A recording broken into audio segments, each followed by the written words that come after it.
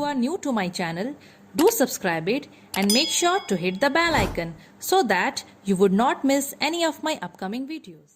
Hello dear students, welcome to the third part of reproduction in plants. So in this video we are going to read about vegetative propagation by artificial method. इससे पहले second part में हम लोग vegetative propagation by natural method पढ़ चुके हैं. ठीक है, मीन्स उसका हम लोग स्टार्ट कर दिए थे और उसमें लाइक दो टाइप होता है, एक नेचुरल एक आर्टिफिशियल. तो नेचुरल ऑलरेडी कंप्लीट हो चुका है. आर्टिफिशियल में हम लोग देखेंगे कि हम लोग मतलब अगर मैन इंटरफियर करता है वेजिटेटिव प्रोपागेशन करवाने में तो किस किस तरीके से करवा सकता है. So there are various methods बच्चों, एक एक करके हम लोग देखेंगे. Now without wasting any time let's get started with the video. Okay, so artificial propagation जहाँ पर जो आप लोगों को दिख रहा है सामने में artificial propagation, please ignore background sound, ये बच्चे हमेशा ऐसे ही करते हैं. आर्टिफिशियल प्रोपागेशन ये जो तरीका है ना, आर्टिफिशियल वर्ड आप लोगों को जहाँ भी दिखा दैट मीन्स ह्यूमन का इन्वॉल्वमेंट वहाँ पर या इंटरफेरेंस वहाँ पर हुआ है. तो आर्टिफिशियल प्रोपागेशन मतलब एक ऐसा वेजिटेटिव प्रोपागेशन को बोला है जो कि किया जाता है बाय ह्यूमंस, बाय मैन. ठीक है, तो this is a method of vegetative propagation which is done by human beings. और इसमें ना बच्चों बहुत हवा चल रहा है यहाँ पर, और इसमें ना बच्चों बहुत सारा तरीका होता है. लाइक कटिंग होता है एक process, grafting, layering, tissue culture, ऐसे बहुत सारे प्रोसेस होते हैं. और भी बहुत सारे प्रोसेस अभी लाइक और भी हैं बट वो आपके कोर्स में फ़िलहाल नहीं है तो हम लोग नहीं पढ़ेंगे. ठीक है, तो सबसे पहले है कटिंग. मतलब कटिंग से कैसे हम लोग मतलब इंसान कैसे वेजिटेटिव प्रोपागेशन कर सकता है. सो कटिंग का कुछ नहीं है, देखो मैं एकदम सिंपल तरीका बताती हूँ. जैसे कि आप लोगों को पता है अबाउट गन्ना, शुगर केन. गन्ना कैसे उगता है बच्चों, आप सबको पता है. उसका स्टेम काट देते हैं गन्ना को और उसी को लगा देते हैं तो वो उग जाएगा. उसका ऐसे कोई बीजा का कोई ऐसे सिस्टम होता नहीं है. ठीक है, और रोज़ हम लोग रोज़ को कैसे लगा सकते हैं आपको पता है. जैसे कि आप किसी के घर गए हो एंड वहाँ पर आप लोगों को अच्छा लगा वहाँ का रोज़, तो आप लोग कभी कभी होता है ना, आप लोग एक डाली मांग के लिए आते हो और डाली को जाके घर में लगा देते हो, है ना. काट के वो लोग दे देते हैं और आप अपने घर पर आके उसको लगा देते हो. कुछ दिन के बाद रोज़ प्लांट बढ़ने लग जाता है, उसी को हम लोग बोलते हैं कटिंग. ठीक, उसी को. तो यहाँ पर क्या होता है ना, अ part of a stem is cut from a healthy plant. Definitely healthy plant से ही एक पार्ट को कट किया जाएगा. मरा गला पेड़ से तो हम लोग काटेंगे नहीं, है ना, स्टेम का एक पार्ट. तो यहाँ पर सबसे पहले क्या होता है, a part of the stem is cut from a healthy plant. So एक हेल्दी प्लांट से आप लोग क्या करोगे, पार्ट काट लोगे स्टेम का एंड मॉइस्ट सॉइल में. डेफिनेटली सूखा सॉइल में तो आप लोग लगाओगे नहीं, मॉइस्ट सॉइल में लगाओगे. जैसे गमला में लगाओगे तो गमला में थोड़ा सा मिट्टी को गिल्ला कर लोगे, जैसे कि तरीके से लगाते हैं, है ना, वो यहाँ पर मैं बोल रही हूँ. फिर टाइम के साथ क्या होगा, लाइक आप लोग हमेशा उस पेड़ का ध्यान रखोगे तो कुछ समय के बाद जो रूट होगा ना वो आप लोगों को दिखेगा कि वो डेवलप हो रहा है. जैसे कि आपने इतना लगाए थे तो यहाँ से आप लोग देखेंगे रूट डेवलप हो रहा है. ठीक है, और नया नया पत्ता आप लोगों को वहाँ पर उगता हुआ दिखाई देगा. तो बस यही है बच्चों, और कुछ नहीं है इसमें. उसका एग्जांपल आप लोग याद रखिएगा, बहुत सारे पेड़ हैं लाइक शुगर केन है, रोज़ है, कैक्टस को भी हम ऐसे ही ग्रो करवा सकते हैं. तो ये था कटिंग. अब जो नेक्स्ट है अब जो नेक्स्ट है दैट इज़ लेयरिंग. अब लेयरिंग में क्या होता है, बहुत सिंपल है बच्चों. लेयरिंग में क्या होता है ना, जैसे कि आप लोग कोई भी जैसे कि लेमन या रोज़ को आप लोग ले लो. ठीक है, रोज़ भी इसमें होगा. अब branch of plant is bent. पेड़ का जो ब्रांच होता है नीचे का उसको ना ऐसे बेंट किया जाता है और उसको मिट्टी से कवर कर दिया जाता है. इस तरीके से कवर कर दिया जाता है कि वो बाहर नहीं निकले. समझ रहे हो ना, अच्छे से लाइक कवर कर देंगे. कुछ दिन के बाद हम लोग देखेंगे कि जो पार्ट मिट्टी में कवर था वहाँ से रूट्स निकल रहे हैं, मतलब वो बड़ा हो रहा है पेड़. ठीक है, ऊपर से वो और ग्रो कर रहा है, वहाँ पर नया पत्ते हम लोग को निकले हुए दिख रहे हैं और कुछ समय के बाद वो नया प्लांट में कन्वर्ट हो जाता है. मतलब हम लोग क्या करेंगे ना, लाइक जब हम लोग देखेंगे कि रूट्स अराइज हो रहा है उस जगह से तो हम लोग क्या कर देंगे, ब्रांचेस कटाओ. ब्रांच को ऐसे काट भी सकते हैं क्योंकि जड़ आ गया, मतलब अब ब्रांच को जो नया पहला पेड़ से जुड़ा हुआ था ब्रांच, यहाँ से जड़ आ गया, यहाँ से काट दो. अब जड़ अपने आप पेड़ को उगाने में मदद करेगा. तो इसको हम लोग बोलते हैं लेयरिंग. तो मैं यहाँ पर फोटो भी बनाई हूँ इसका, तो आप लोग देख सकते हो. जैसे कि एक तो पेड़ है, सपोज एक लेमन पेड़ है या जो भी पेड़ आपको सोचना है आप लोग सोच सकते हो. इसका ये जो ब्रांच है नीचे का, ठीक है, ऊपर का तो दिक्कत होता है ना, नीचे का जो ब्रांच था हम लोग उसको मिट्टी में लाइक उसको एकदम कवर कर दिए, सॉइल में इसको भी कवर कर दिए. कुछ समय के बाद हम लोग देखे कि यहाँ से आप लोगों को रूट लाइक देखने को मिलेगा, तो रूट निकलता हुआ हम लोगों को देखने को मिलेगा. उसके बाद हम लोग क्या कर सकते हैं, यहाँ से इसको कट ऑफ कर सकते हैं, वो अपने आप फिर पेड़ बढ़ जाएगा. तो इसको हम लोग बोलते हैं लेयरिंग. ठीक है, ये लेमन में भी होता है, रोज़ में भी होता है. नेक्स्ट है बच्चों ग्राफ्टिंग। अब ग्राफ्टिंग बहुत ही एकदम ईजी और बहुत ही अच्छा तरीका है। ग्राफ्टिंग शायद आप लोग, अगर आप लोगों के घर में लाइक गार्डनर हैं जिसके भी घर में, तो आप लोग उनसे पूछ सकते हो इस तरीके के बारे में। आप लोग जितना भी तरीका पढ़ रहे हो ना, आप लोग उनको बोल सकते हो, वो लोग आपको करके दिखा सकते हैं, तो वो चीज़ आप लोगों के लिए प्रैक्टिकल हो जाएगा, है ना।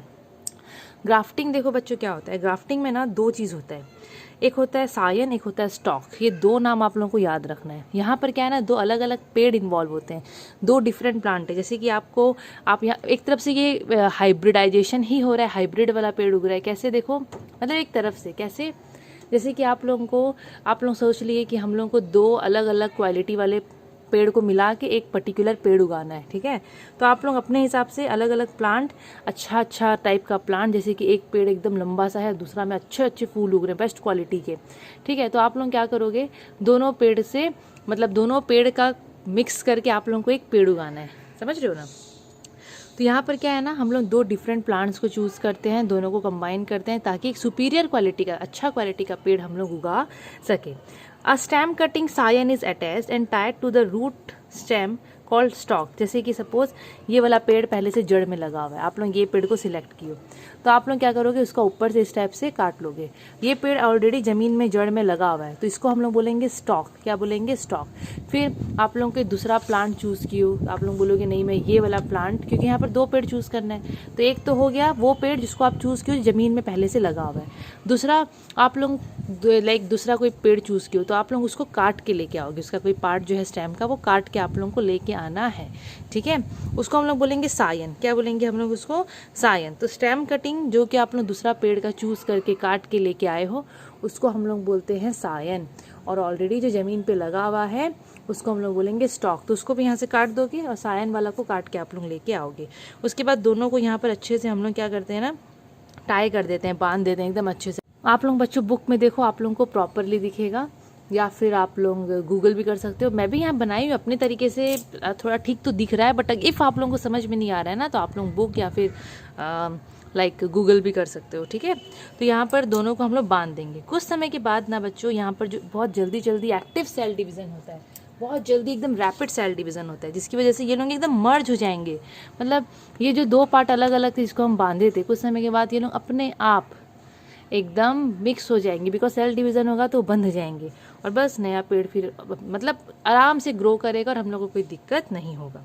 अब यहाँ पर क्या होता है, इसी की स्टॉक जो है नीचे वाला, ये क्या करेगा, ज़मीन में अटैच्ड है, तो ये क्या करता है ना, नीचे से मिट्टी से न्यूट्रिएंट्स प्रोवाइड करता है, ठीक है। मतलब यहाँ से ये तो खाना ले रहा था, अब ये अपना खाना क्या करेगा, अब इसके साथ अटैच हो गया है, तो ये स्टॉक क्या करेगा, सायन को भी न्यूट्रिएंट्स लाइक प्रोवाइड करेगा। और ये चीज़ होता है बच्चों मैंगो में, गुआवा में, चीकू में, रोज़ में, हिबिस्कस में भी कर सकते हैं, जो मंदार का फूल होता है उसमें भी हम लोग कर सकते हैं ये सब चीज़ें। लाइक गार्डनर्स बच्चों ये सब करते ही हैं, ठीक है। जो अदम लाइक कुछ होता है ना, जैसे कि हम लोग कोई रोज़ गार्डन में जाते हैं या फिर अलग अलग गार्डन में घूमने जाते हैं, तो वहाँ के गार्डनर से ना आप लोग ये सब के बारे में पूछ सकते हो, बिकॉज वहाँ पर ये सब चीज़ें कॉमन होता है।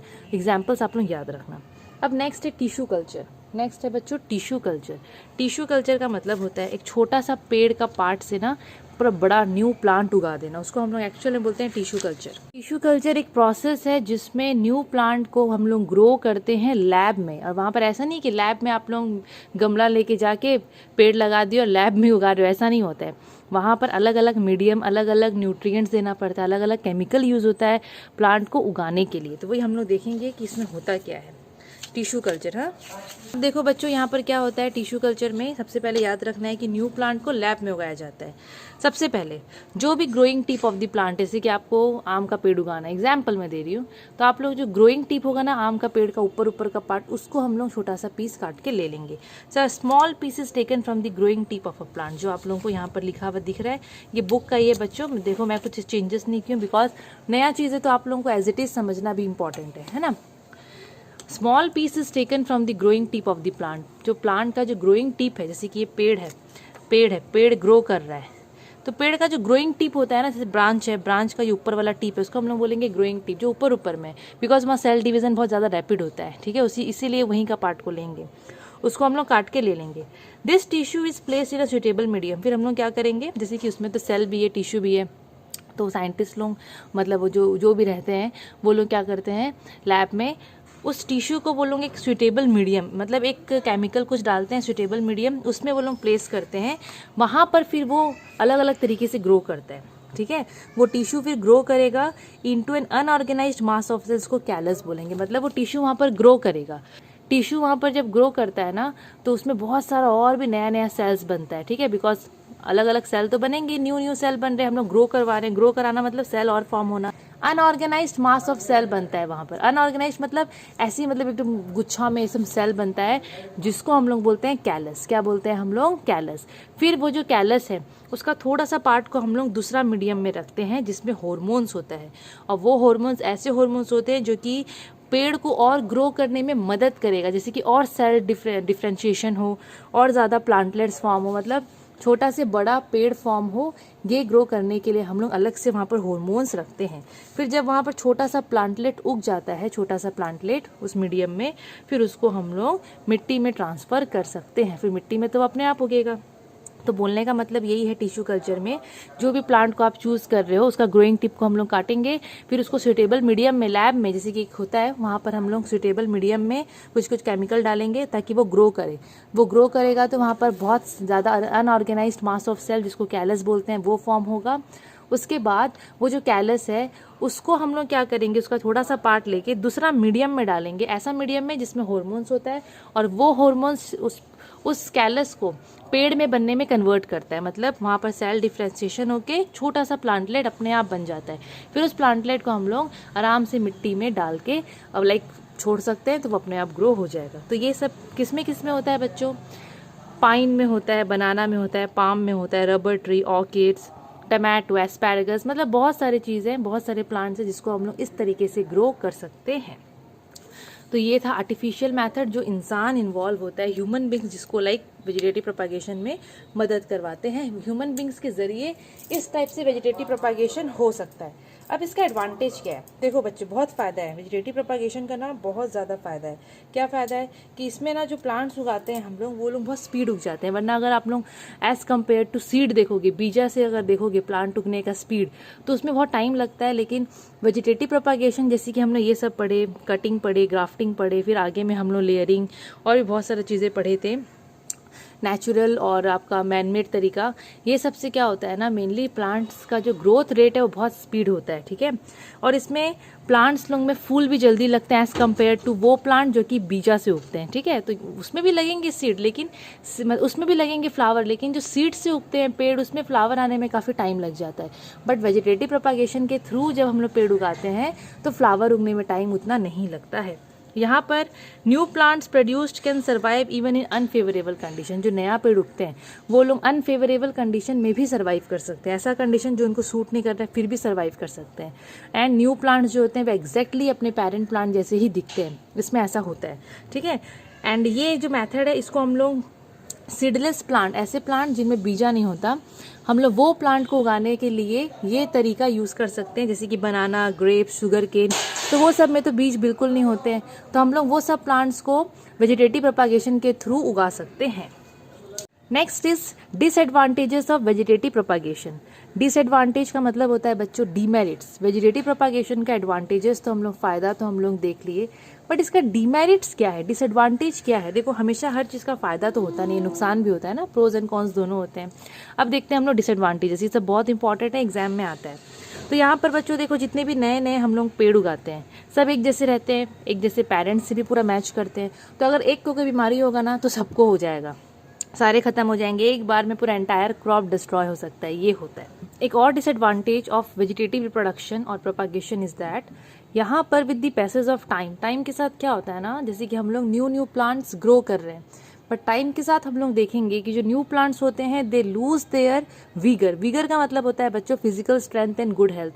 टाइम के साथ हम लोग देखेंगे कि जो न्यू जनरेशन, जो न्यू ऑफस्प्रिंग्स हैं, वो लोगों का मतलब उतना गुड हेल्थ और नहीं रहता है। ठीक है, like they just lose their physical strength and good health, तो हम लोग उसको विगर भी बोल सकते हैं।